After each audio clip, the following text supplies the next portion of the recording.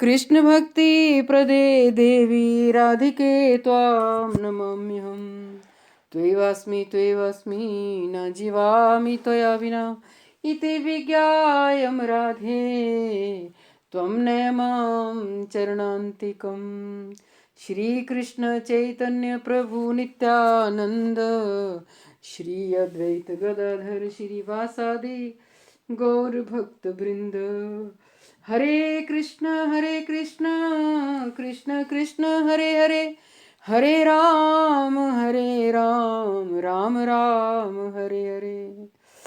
भगवान के अभिन्न प्रकाश विग्रह परिव्राजक आचार्य दंडी स्वामी एवं भक्ति प्रसाद विष्णु गोस्वामी गुरुदेव महाराज जी के पावन चरण कमलों में असंख्य असंख्य कोटि दंडवत प्रणाम करते हैं। उनसे हेतु की भक्ति की वांछा करती हूँ। परम गुरुदेव जय युक्त हो, परमेष्ठी गुरुदेव जय युक्त हो, रूपानुवर पूर्व आचार्य जय युक्त हो। श्री वृंदावन धाम की जय हो, समस्त वैष्णव वृंद की जय हो, समस्त ब्रजवासी वृंद की जय हो, मायापुर नवद्वीप धाम की जय हो। आप सभी कक्षा में उपस्थित वैष्णवियों को मेरा यथा योग्य दंडवत प्रणाम। आप सभी का मैं अभिवादन करती हूँ। श्री बृहद भागवत अमृतम ग्रंथ के रचयिता श्रीपाद सनातन गोस्वामी जय युक्त हूँ। हमने चतुश्लोकी भागवत पढ़ा, 4 श्लोक पढ़े। तो मेरी इच्छा है कि एक एक श्लोक कोई एक एक 4 जन बोल दें, बारी बारी से बोलें, अपना स्पीकर अनम्यूट करके जो बोलना चाहते हैं बोलिए।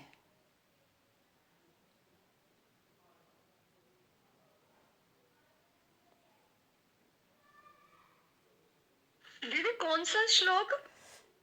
चतुश्लोकी भागवत जो 4 श्लोक करवाए हैं ना, अच्छा जी। उनमें से कोई बोलना चाहे तो बोल सकते हैं।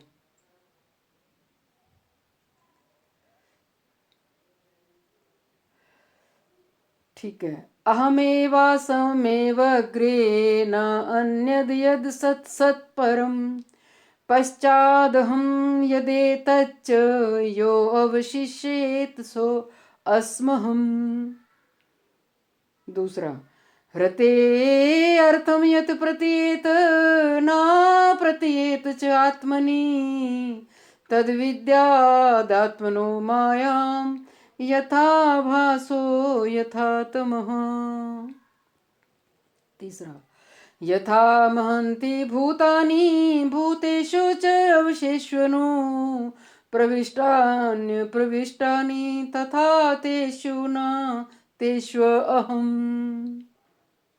श्लोक नंबर 4, एतावदेव जिज्ञासं तत्त्वजिज्ञासुना आत्मनः अन्वयव्यतिरेकाभ्यां यत् सयात् सर्वत्र सर्वदा। ये 4 श्लोक का नित्य जो कोई पाठ करेगा उसने वेद वेदांत 18 पुराण 6 शास्त्र उपनिषद सबके पाठ का फल उसे मिल जाएगा। और आप सबने डिटेल में इसकी व्याख्या सुनी है, अर्थ भी सुना है। तो मेरा आग्रह रहेगा आप सबसे कि पहले तो आप इसको देख देख के बोलिए। आइए दीदी जी। थोड़ा थोड़ा ना हमने क्लास नहीं लगाई है, तो आप हमें इन चारों का थोड़ा थोड़ा टाइम निकाल के थोड़ा हिंट दे देंगे तो इसके लिए आपका बड़ा धन्यवाद होगा। हाँ, वो तो चलो कोई बात नहीं, फिर लंबा चला जाएगा ना काम। पर ऑडियो जिसके पता हो वो भेज दे, बता दे, नंबर बता दे उस रेखा जी को ना, फिर ये ऑडियो सुन लेगी। स्टार्टिंग में ही है। ठीक है दीदी। हाँ, सबके पास ऑडियो है तो मैं किसी एक से आग्रह करूँगी, आप सुन के कथा नंबर सेंड कर देना, मुझे ही कर देना व्हाट्सएप में, इनको कर दूँगी। हम कल सुन रहे थे रुक्मिणी महारानी का भाव। तो हमने सुना कि रुक्मिणी महारानी कह रही है, भावानुवाद में हमारे श्रीपाद सनातन गोस्वामी बता रहे कि सुगोप्य पेज नंबर है 544 भावानुवाद। और 7वीं लाइन है, यहाँ पर सुगोप्य रीति का तात्पर्य है कि व्यभिचारिणी स्त्री के उपपति के भाव के समान। अब देखो, समाज में जो व्यभिचारिणी स्त्री होगी ना, व्यभिचारिणी का अर्थ होता है जो अपने पति को छोड़ करके दूसरे पर पुरुष से प्रेम करे, उसको कहा गया व्यभिचारिणी। उसकी समाज में कोई इज्जत नहीं होती, कोई कदर नहीं होती। और हमारे श्री गुरुदेव अक्सर ये उदाहरण देते हैं कि अगर कोई व्यभिचारिणी स्त्री बाजार में जा रही है तो कोई उसका अपमान कर रहा है, कोई उसको कटाक्ष कर रहा है, तो समाज वाले भी उसकी इज्जत नहीं करते, क्योंकि उसके व्यवहार में व्यभिचार भरा पड़ा है। इसी तरह अगर हम वैष्णव विष्णु मंत्र में अगर हम दीक्षित हो जाएं, पतिव्रता, और पतिव्रता स्त्री जब बाजार में जाती है तो क्या कोई उसको कटाक्ष करता है? क्या उसके ऊपर कोई दोषारोपण करता है? नहीं करता, क्योंकि उसको पता है, समाज वालों को पता है कि ये पतिव्रता है। लेकिन जो व्यभिचारिणी स्त्री होगी, उस समाज को भी पता होता है कि ये तो व्यभिचार ही कर रही है, उसको दुष्टा, कुलटा इत्यादि कई शब्दों से संबोधित किया जाता है। लेकिन यहां पर जो व्यभिचारिणी स्त्री और ऊपर से उपपति भाव यानी पर पुरुष, ये रखा है गोपियों ने। और गोपियों ने जो भगवान श्री कृष्ण की प्राप्ति की है वो की है परकीय रस,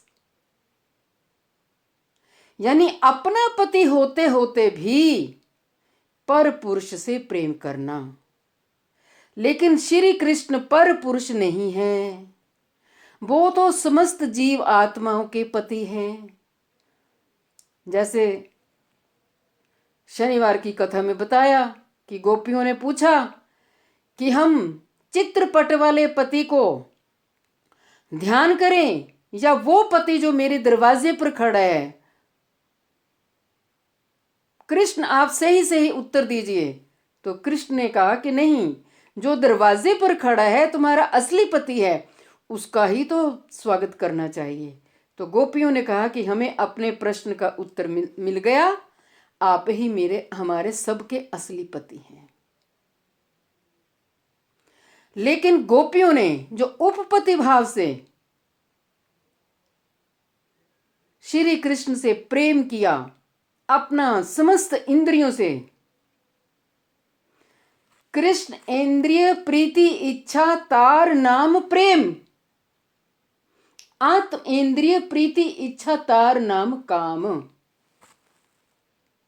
गोपियों ने अपने सारा शरीर, अपना सजना संवरना जो कुछ भी है वो श्री कृष्ण के लिए। भगवान जानते नहीं है कि ये त्रेता युग की हैं, ऋषि हैं, ये दंडकारण्य के ऋषि हैं, मुनिचारी ऋषिचरी गोपियां हैं।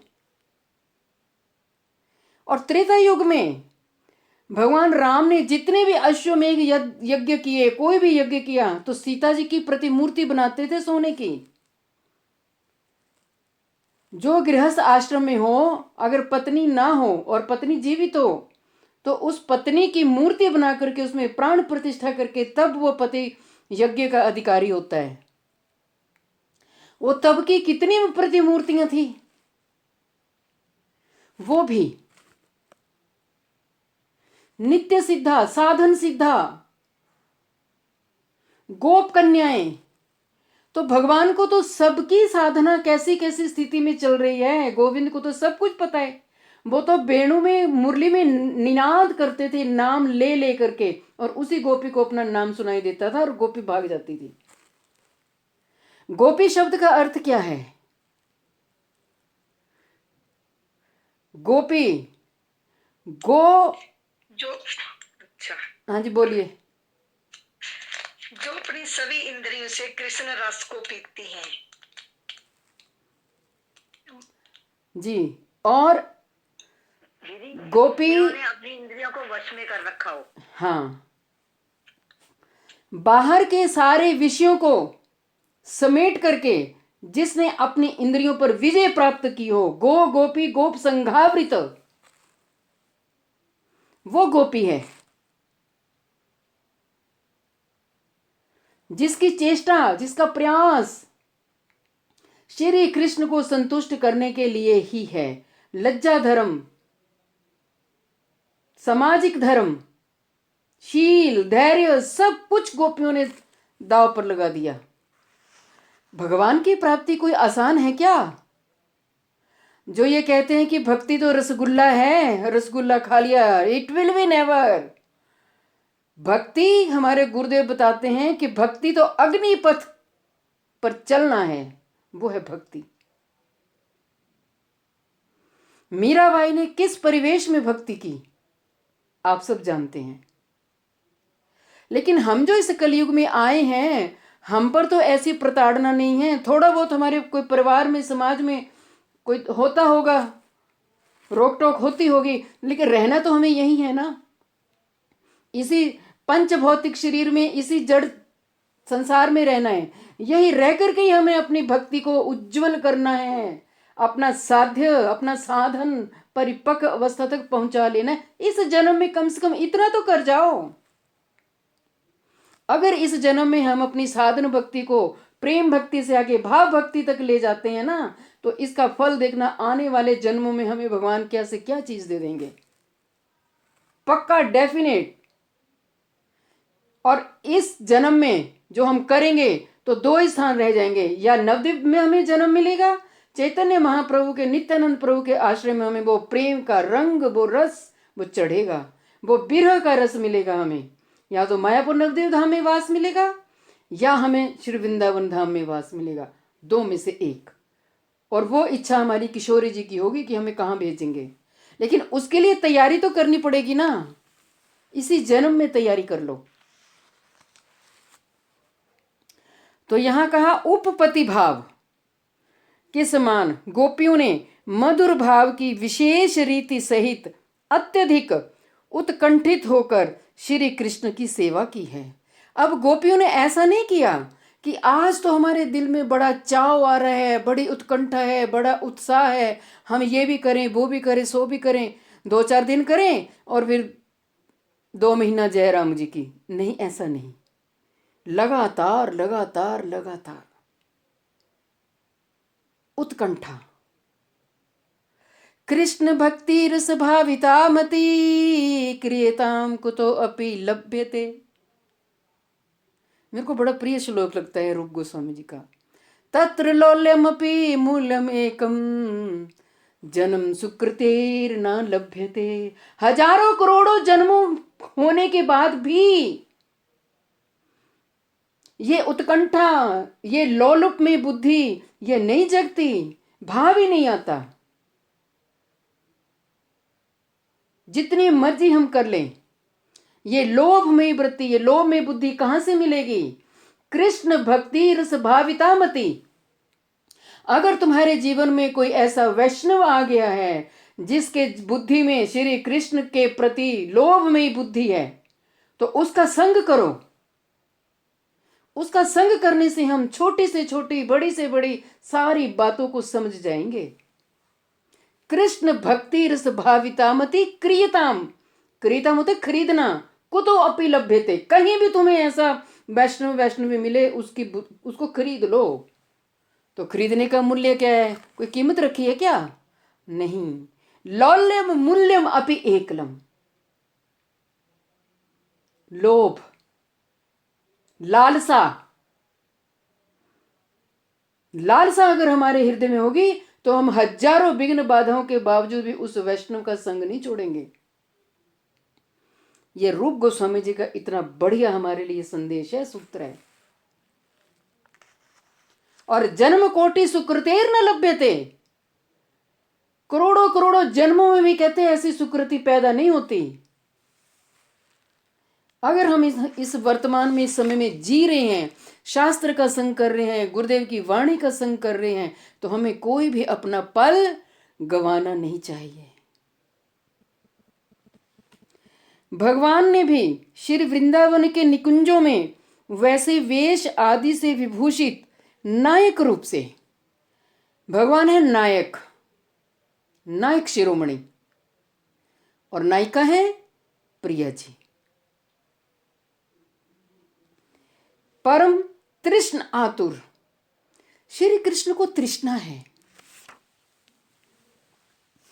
किस बात की तृष्णा है श्री कृष्ण को? श्री कृष्ण, तृष्णा का अर्थ होता है चाहना, इच्छा। तो श्री कृष्ण आत्मा राम होने पर भी श्री कृष्ण को भूख लगती है। आत्मा राम है, आप्त काम है। आत्मा राम मुनियो निर्ग्रंथा उप्य उक्रमे। श्री कृष्ण आत्मा राम है, उन्हें किसी कोई जरूरत नहीं, वो आत्मा में रमण करते हैं। लेकिन आत्मा राम होने पर भी श्री कृष्ण को भूख लगती है। विदुर जी के घर में खाते हैं, शबरी के पास जाकर के खाते हैं, सुदामा के तंदुल खींच खींच कर खाते हैं। क्यों?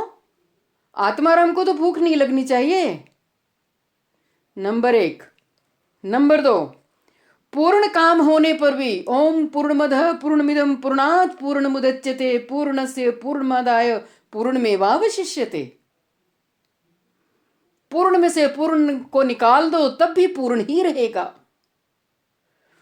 श्री कृष्ण पूर्ण काम है, लेकिन फिर भी अतृप्त रहते हैं। क्यों? गोपियों के घरों का माखन नवनीत चुराते हैं। क्या अपने घर में 9 लाख गैया नहीं है? क्या यशोदा मैया इतनी अच्छी अच्छी गऊओं का माखन बिलो के देती है? लेकिन अतृप्त। इस कारण को समझो। शुद्ध सत्व रूप स्वरूप होने पर भी क्रोध करना, बिल्कुल अपने आत्माराम में रहते हैं, कोई क्रोध नहीं, कोई विकार नहीं। लेकिन महाभारत के युद्ध में अर्जुन की रक्षा के लिए रथ के पहिए को उठा लेते हैं और प्रतिज्ञा की है कि मैं युद्ध में शस्त्र नहीं उठाऊंगा। ऐसा क्यों? स्वराज्य लक्ष्मी से युक्त होने पर भी, अरे इतनी लक्ष्मी, इतना ऐश्वर्य, फिर भी चोरी करते हैं।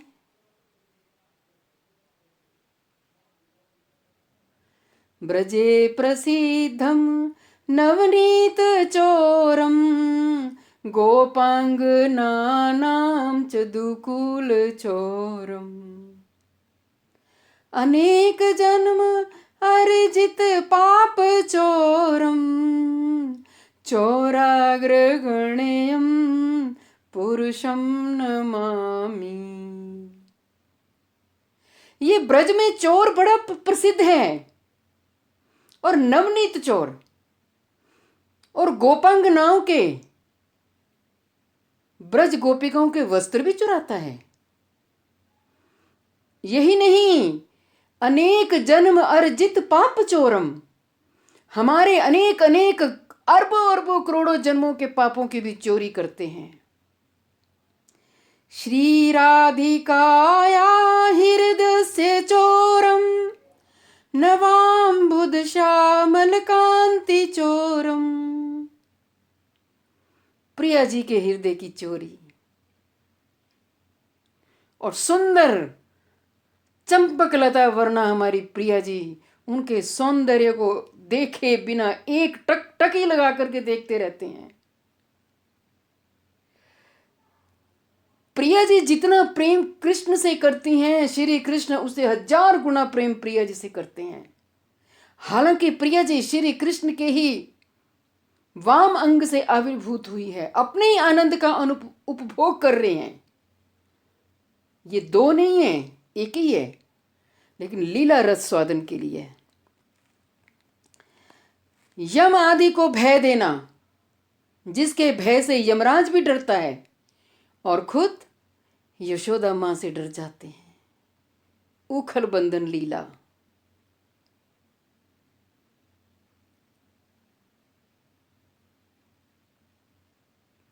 नमामीश्वरं सच्चिदानंद रूपम। कितना सुंदर स्वरूप है। लसत कुंडलम गोकुले भ्रजमानो यशोदाभियो लूखलाधावमानम् परामृष्टमतयन् ततो धृत्य गोप्या। कितनी प्यारी छवि है, क्या प्यारी छवि है। लेकिन यशोदा मां के हाथ में लाठी देखकर भयभीत हो गए। जिनके भय से यमराज भी कांपते हैं।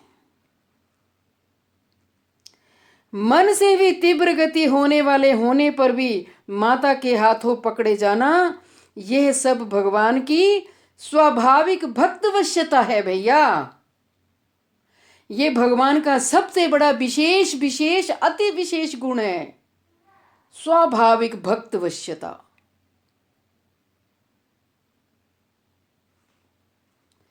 भगवान में इतनी भक्तवश्यता है, कह उठे तुलसी दल मात्रेण जलेन चुलुकस्य वा विक्रणीतो स्वात्मानं भक्तेभ्यो भक्तवत्सलः। बेच देते हैं खुद को। इतने करुणाले, इतने वरुणाले। तुलसी दल मात्रेण, एक तुलसी का दल पत्र अर्पण करने से, चुल्लू भर जल अर्पण करने से, विक्रणीते, अपने आप को बेच देते हैं। किसके आगे? भक्त के आगे। उद्धव अहम भक्त पराधीना। मैं क्या करूं, मैं भक्तों के वश में हूं। और याद रखो, भगवान सब कुछ देने में सर्वसमर्थ हैं। संसार की तीनों लोकों की संपदा चाहो मिल जाएगी, लेकिन भक्ति सहज में नहीं देते। क्यों? भगवान कहते हैं मुझे अपने भक्त के ऊपर नाचना पड़ता है। मुझे भक्त की रक्षा के लिए तत्पर रहना पड़ता है। क्या अम्बरीश महाराज के लिए रहे नहीं? एकदम से फटाक से सुदर्शन चक्र लगा दिया। क्या प्रहलाद जी की रक्षा नहीं करी? विपत्तियों का कोई अंत नहीं, लेकिन भगवान की कृपा उससे दुगनी बढ़ करके आ रही है।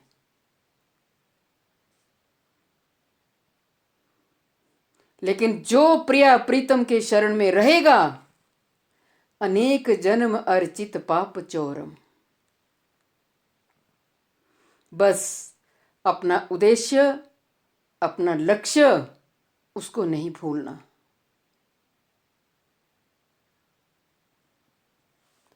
तो तृष्णा आतुर होकर उनकी सेवा को अंगीकार किया।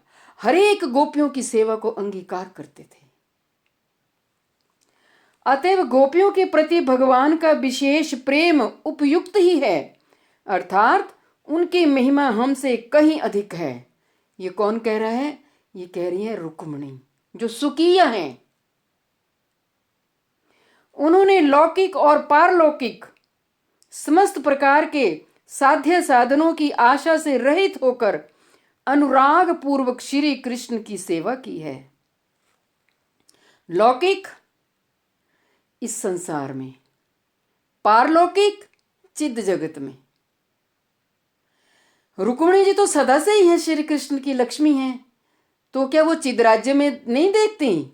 देखा है, तभी तो कह रही हैं कि लौकिक और पारलौकिक समस्त प्रकार के साध्य साधनों की आशा से रहित। उन्हें कोई आशा इच्छा नहीं है कि बदले में हमें कुछ चाहिए ना। चाहिए क्या? प्रिया प्रीतम का हम मिलन होते देखते रहें। खुद भी श्री कृष्ण से मिलन की इच्छा नहीं करती।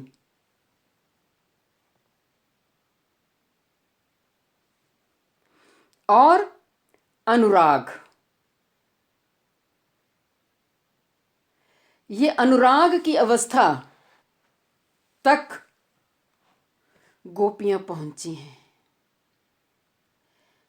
और हम कहां तक पहुंचे हैं? अपना पैरामीटर से खुद को नापो। हमारा काम, क्रोध, मोह, लोभ, मद, मात्सर्य, सबसे गंदा है मात्सर्य, ईर्ष्या, द्वेष। जितनी ईर्ष्या द्वेष रखेंगे उतने ही हमारे दुश्मन पैदा होते जाएंगे। और शुद्ध भक्ति कहां होगी? मन शिक्षा में आपने अच्छे से पढ़ा है, ईर्ष्या मद मात्सर्य रूपी चंडालनी जिसके हृदय में बैठ जाती है, वहां भुक्ति मुक्ति पिशाची हृदय वर्तते। रूप गोस्वामी जी ने भक्ति रसामृत सिंधु में लिख दिया। प्रतिष्ठा की आशा, बस मेरी जय जयकार हो, मेरी मान बढ़ाई हो। किस बात की? इस स्थूल शरीर है ना, ये तो पंच भौतिक है, पंच भौतिक में मिल जाएगा भैया। तो किस बात का मान अभिमान कर रहा है?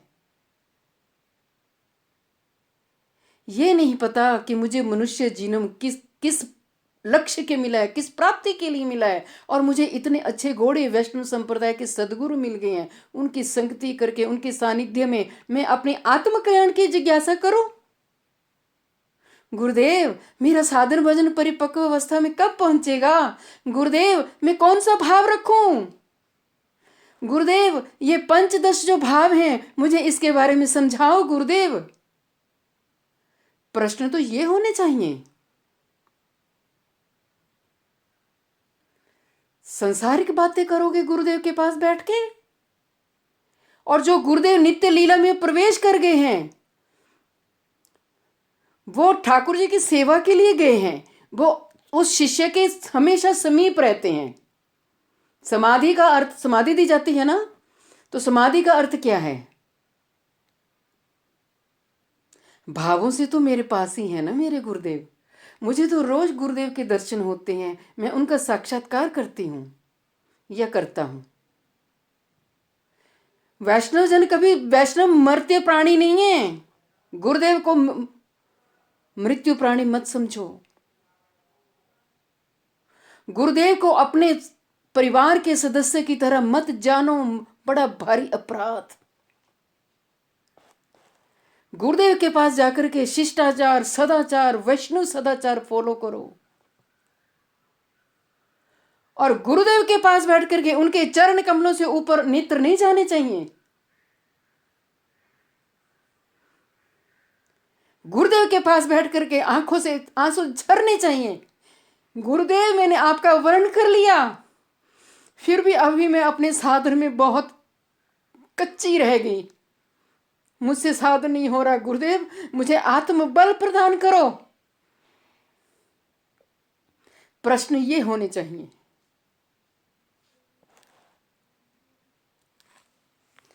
गुरुदेव का सही मायने में शिष्य कौन है? जो गुरुदेव के साथ चिपका हुआ है? नहीं। जो हजारों मील दूर होने पर भी जो गुरुदेव की वाणी को महसूस करे, प्रचार करे, अपने जीवन में फॉलो करे। और गुरुदेव भी सर्वज्ञ हैं, गुरुदेव सब कुछ जानते हैं। वो होता है गुरुदेव का शिष्य। अगर धन की लालसा गुरुदेव को होती तो ये साधु क्यों बनते? ये नित्य जगत से क्यों आते? वहां तो इतना ऐश्वर्य है उस जगत में। कोई धन की कमी है क्या भगवान के धाम में? नहीं।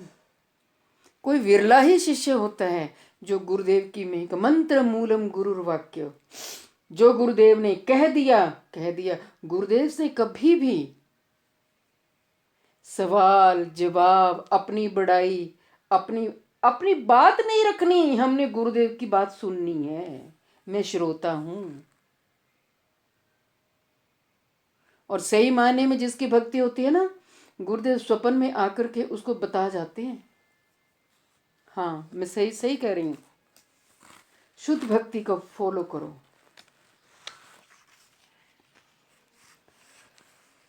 रुक्मिणी ने कहा, अतएव जिन श्री कृष्ण को हम बहुत प्रकार के उत्तम उत्तम साधनों से प्राप्त करने की चेष्टा करती हैं। रुक्मिणी कौन से उत्तम उत्तम साधन? श्री कृष्ण को प्रसन्न रखना, श्री कृष्ण की सेवा करना। लेकिन श्री कृष्ण फिर भी नहीं इतने रीझते। श्री कृष्ण रुक्मिणी पर कैसे रीझे थे?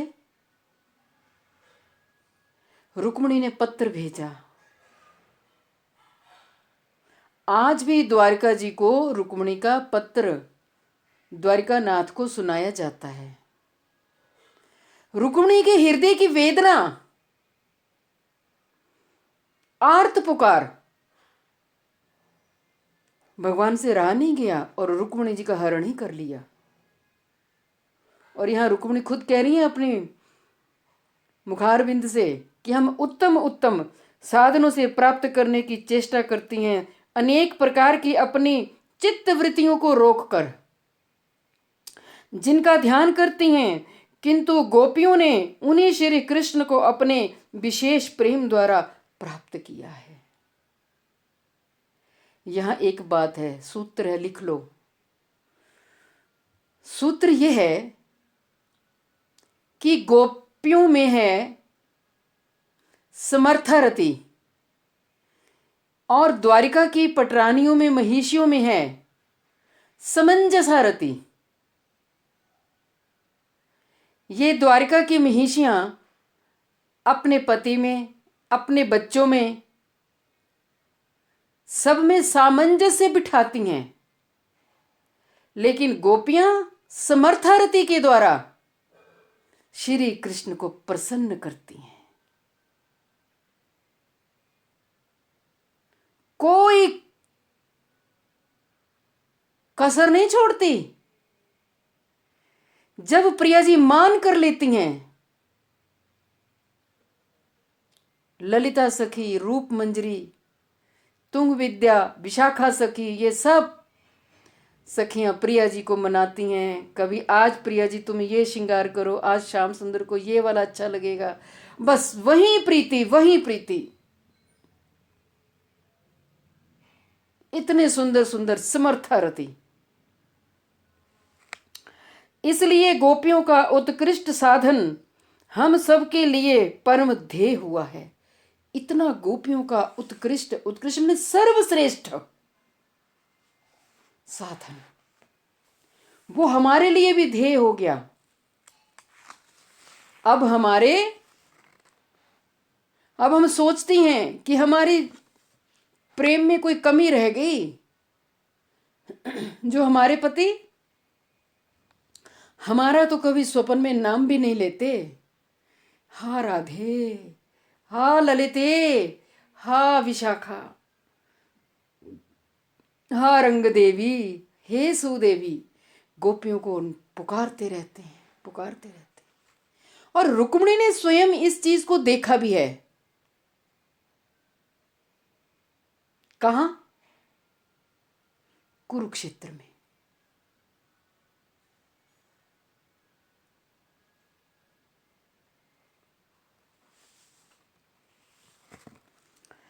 अतः ऐसे उत्कृष्ट भजन के कारण ही गोपियां महान प्रभु श्री कृष्ण के असाधारण प्रेम की पात्री हुई हैं। ये जो गोपियों का श्री कृष्ण से प्रेम है ना, ये साधारण प्रेम नहीं है भैया, ये असाधारण।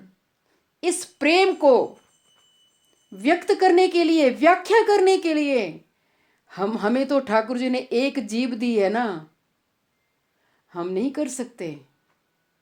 विश्वनाथ चक्रवर्ती पाद कहते हैं कि अगर मुझे करोड़ों करोड़ों रसनाएं मिल जाएं, लाखों अरबों कान मिल जाएं, वो भी कम है। पृथु महाराज तो 10 लाख कान मांगते हैं, और हम 2 कानों से महिमा नहीं सुन पा रहे। यह है भक्त का चित्त का रम जाना।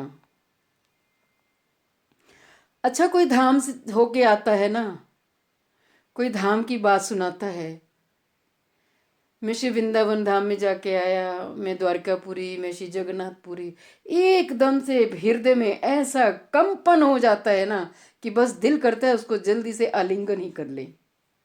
अरे जो तूने रस दिया है, लिया है ना, वो छींटे हमें भी दे दे। इतना मन करता है कि उसको आलिंगन की करें। वाइब्रेशन, संक्रमण, भक्त के साथ संपर्क करोगे तभी तो आएंगे ना, ऐसे नहीं आते। और जो धाम में जाके आए उसके चरणों में दंडवत करना चाहिए, उसको आलिंगन करना चाहिए, उसकी हो सके तो उसकी आरती करो, जय जयकार करो। वो अरे हमसे तो लाखों अरबों गुणा कृपा युक्त है ना जो वहां जाकर के आया है। ऐसे एक भक्त के हृदय में भाव होने चाहिए, उनको साधारण मत समझो। तो श्री कृष्ण के असाधारण प्रेम की पात्री हुई हैं, अर्थात स्वतः ही वे उत्कृष्ट साधन या ध्यान की पदवी को प्राप्त हुई हैं। यही नहीं बल्कि परम साध्य या परम ध्येय का भी विषय हुई हैं। परम साध्य माने श्री कृष्ण के प्रेम की पात्रता, योग्यता। अच्छा, ये परम साध्य हमने करना हो तो हमें क्या करना पड़ेगा? हमें करना पड़ेगा साधन भक्ति नंबर 1, नंबर 2 प्रेम भक्ति, ये पॉइंट्स लिखने वाले हैं। नंबर 3 भाव भक्ति। और भाव भक्ति के भी आगे 8-9 पॉइंट्स हैं। और गोपियों में स्नेह, मान, प्रणय, राग, अनुराग, महाभाव, मादनाख्य महाभाव, ये सब गोपियों में है। तो हमें क्या करना पड़ेगा बताओ? साधन भक्ति। साधन भक्ति का अर्थ पहले हम वैधि भक्ति करेंगे। विधि भक्ति, वैधि भक्ति के अंतर्गत आते आते हम फिर रागानुगा भजन में प्रवेश करेंगे। रागानुगा भजन में आते आते हम रूपानुग बनेंगे। रूप गोस्वामी के अनुगत में जो हमें शिक्षा दीक्षा के सूत्र मिले हैं उनको फॉलो करेंगे। प्रेम भक्ति। प्रेम भक्ति कैसे? बोलो, किसी को फार्मूला याद है तो? आदौ श्रद्धा ततो साधु संग, अथ भजन क्रिया ततो अनर्थ निवृत्ति, स्या ततो निष्ठा रुचि ततः, अथ आसक्ति भावस्तथा प्रेमाभियुन्दचति, साधकानामयं प्रेम्ण प्रादुर्भावे भवेत् क्रमः। रूप गोस्वामी जी ने सूत्र दे दिया। आदो श्रद्धा, पहले अपने में श्रद्धा पैदा करो। श्रद्धा कैसे पैदा होगी? साधु का संग करो, वैष्णव का संग करो,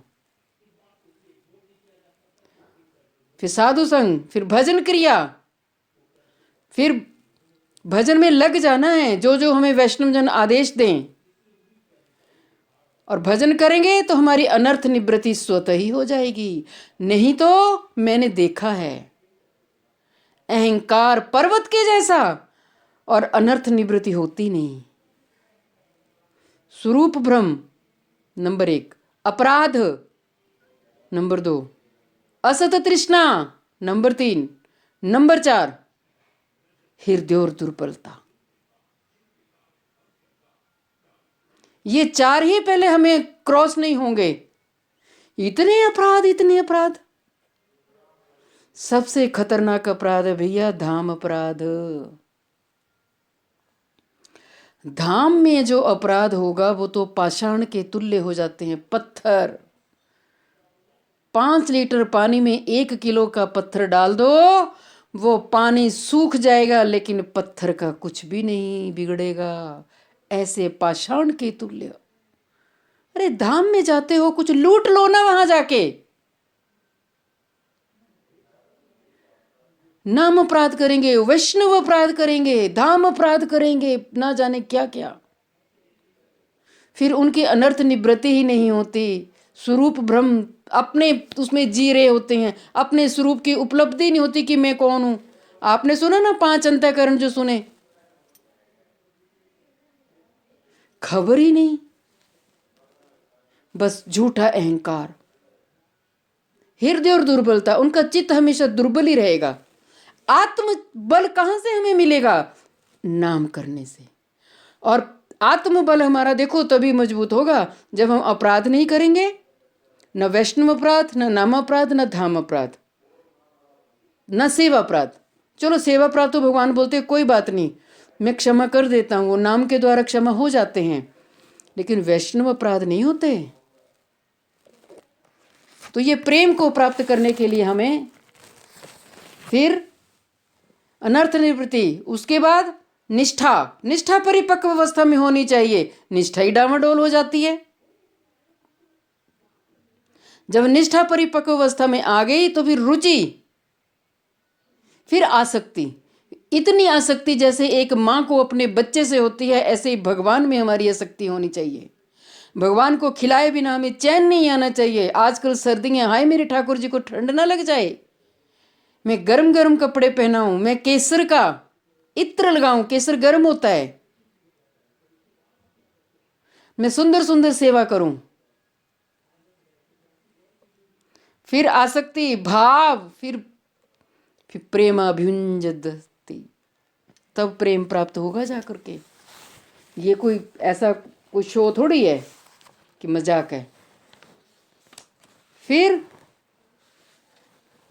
महत संग से जीव का भगवत भक्ति साधन में प्रवृत्त होता है, बड़ी कृपा होती है ठाकुर जी की, प्रिया जी की, तो वो भजन राज्य में प्रवेश पाता है।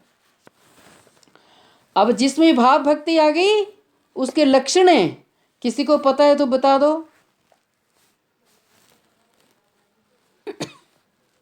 भाव भक्ति के लक्षण: शांति, अव्यर्थ कालत्व, विरक्तिर्मान शून्यता, आशा बंद समुत कंठा, नाम गाने सदा रुचि। वाह वाह, क्या सूत्र बनाया रूप गोस्वामी जी ने। आसक्ति तद्गुण आख्याने, प्रीति तद्वस्ति स्थले, इत्याद्यो अनुभावास्य स्युर्जात भाव अंकुरे जने। ये भाव भक्ति के 9 लक्षण हैं भैया। ये जिसके हृदय में ये आ गए, बस समझो उसका काम बन गया। उसका त्याग प्रिया जी नहीं करेंगी, रूप गोस्वामी नहीं करेंगे, और तो और हमारी नैन मणि मंजरी, हमारे परम गुरुदेव, हमारे श्री गुरुदेव नहीं करेंगे।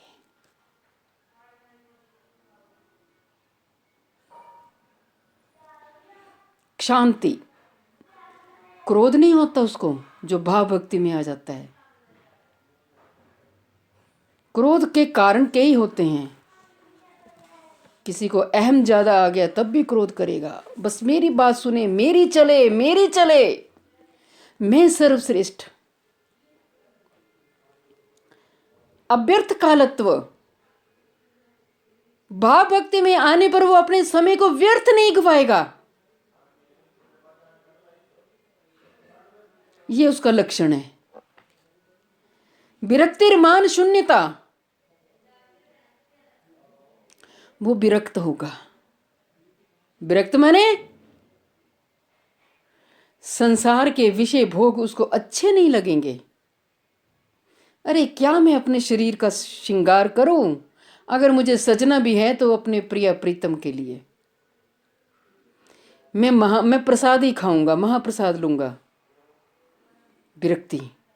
मान शून्यता, अपने को कभी ये नहीं चाहेगा कि मेरी हर जगह सम्मान मिले, मेरी जय जयकार हो, मेरा झंडा ऊंचा रहे हमारा, ये नहीं होगा। जो भाव भक्ति में आ जाता है वो निरअभिमानी। आसक्ति तद गुण आख्याने, श्री कृष्ण प्रिया प्रीतम की लीला स्थलियों के गुणों को याद करेगा, लीलाओं को याद करेगा, रुदन करेगा। और जिसमें भाव होगा ना, प्रीति तद वस्ती थले, जहां जहां भगवान के धाम होंगे उनसे वो प्रेम करेगा, वहां की रज में लोटपोट हो जाएगा। और तो और उसे अपनी सुधि भी नहीं रहेगी। ये है भाव के लक्षण। कोई धाम में बैठ करके प्राप्त कर लेता है, कोई धाम से दूर मानसिक उपासना के द्वारा भी प्राप्त कर लेता है। भगवान ने ये नहीं कहा कि तू मेरे धाम में आकर के मन से सब कुछ कर लो। यह है भाव के लक्षण। अब सोचो कि हमारी भक्ति का लेवल, स्तर कहाँ तक पहुंचा है। क्या प्रेम का स्तर हमने क्रॉस कर लिया? अगर कर लिया तो ठीक है, तो क्या हम भाव भक्ति के लक्षणों में आ गए? अगर नहीं आए तो प्रयास करो। ये मनुष्य जन्म मिला है, गोल्डन चांस है। परम सिद्धि लतिकार आता है ना, शुद्ध भक्त चरण रेणु, ये है। इस विषय में गोपियों के प्रति उद्धव के प्रसिद्ध वचन इस प्रकार हैं। उद्धव जी क्या कह रहे हैं? इन वियोगिनी गोपियों की साधन पद्धति को योगीगण अपने ध्यान में भी अनुसरण करने में असमर्थ हैं। गोपियों ने जिस रीति से भगवान की सेवा की है, प्राप्त किया है, वो योगी ध्यानी परमात्मा प्राप्ति कोई भी करे वो नहीं कर सकते। ये ध्यान में आएगा ही नहीं। और भगवान ने कह भी तो दिया, मैं योगियों को, ज्ञानियों को, तपस्वियों को बड़ी जल्दी नहीं मिलता। अष्टांग योग की साधना करते हैं।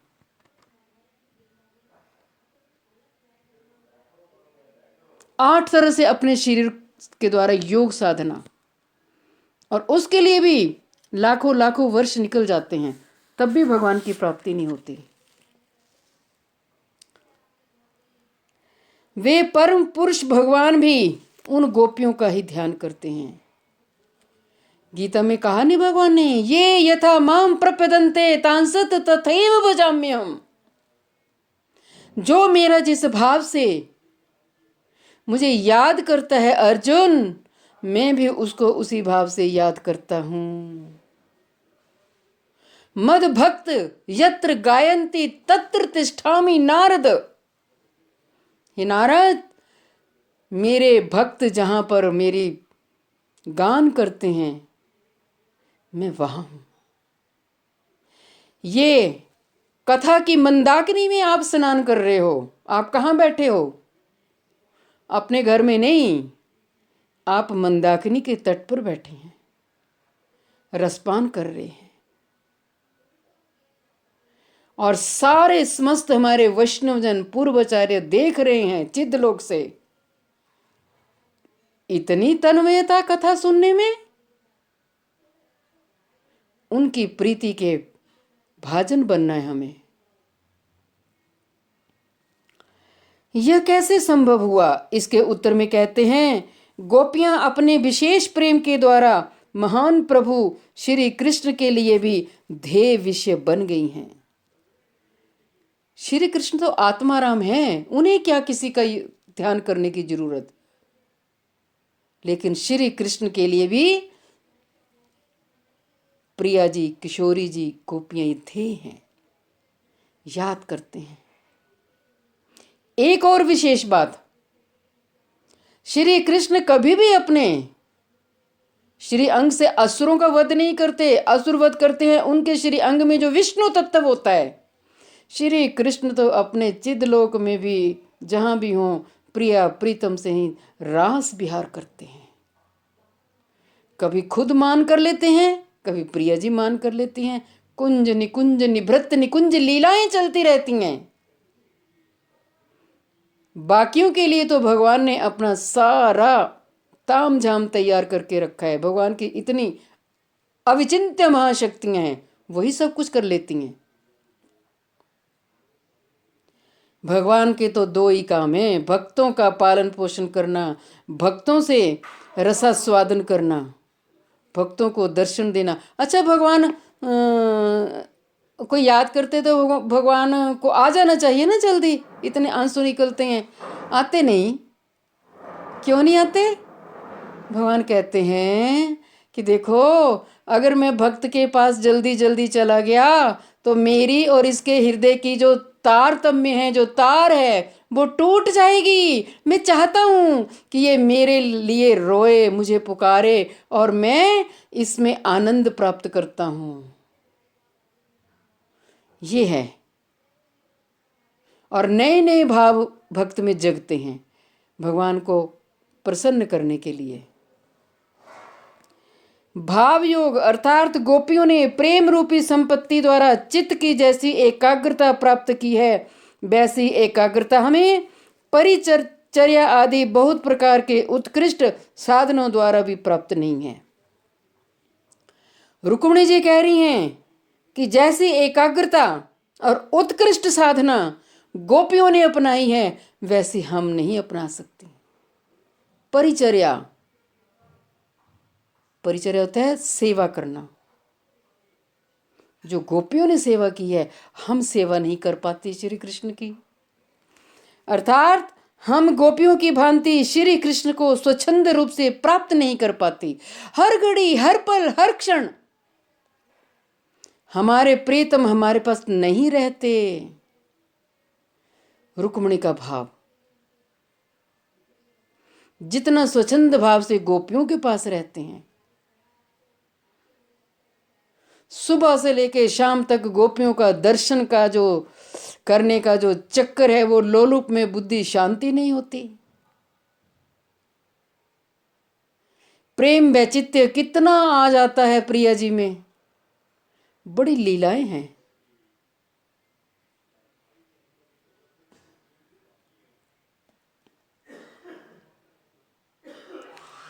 इसलिए गोपियों का श्री कृष्ण के प्रति वह प्रेम हम सब के लिए ध्यान का विषय बन गया है, किंतु हम उसे साक्षात रूप में प्राप्त करने के योग्य नहीं हैं।